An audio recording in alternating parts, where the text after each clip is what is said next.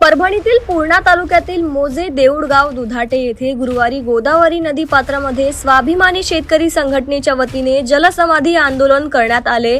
परभणी जिल्ह्यात रोजगार हमी योजनेतून ग्रामीण भागातील शेतकऱ्यांनी विहीर, गायगोठा यांचे कामे पूर्ण करून जवळपास 4 वर्षे पूर्ण झाली तरी देखील कुशल बिल अद्यापही बऱ्याच शेतकऱ्यांच्या खात्यावर पडले नव्हते।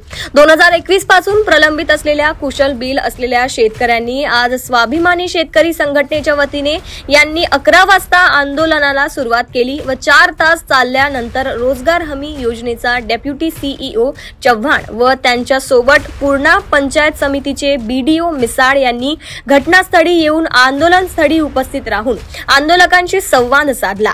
2021 पासून प्रलंबित असलेल्या विहिरीच्या कुशल बिलाच्या संदर्भात ताबडतोब कार्यवाही करून 1 महिन्याच्या आत प्रलंबित असलेले कुशल बिल शेतकऱ्यांच्या खात्यात जमा करू असा शब्द दिला। त्यानंतर दोषी अधिकाऱ्यांची तात्काळ बदली करू यावेळी असे आवर्जून सांगितले। त्यानंतर आंदोलन मागे घेण्यात आले। यावेळी पोलिसांचा मोठा फौज फाटा तैनात केला होता।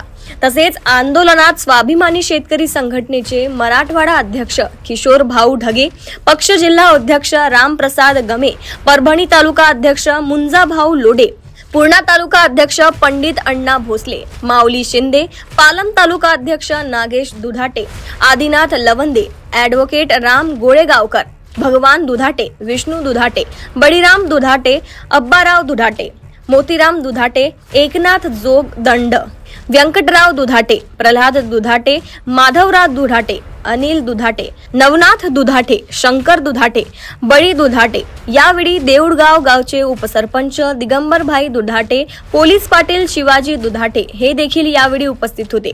यांनी आंदोलनादरम्यान महत्त्वाची भूमिका बजावली। यांच्यासह परिसरातील शेतकरी मोठ्या संख्येने उपस्थित होते।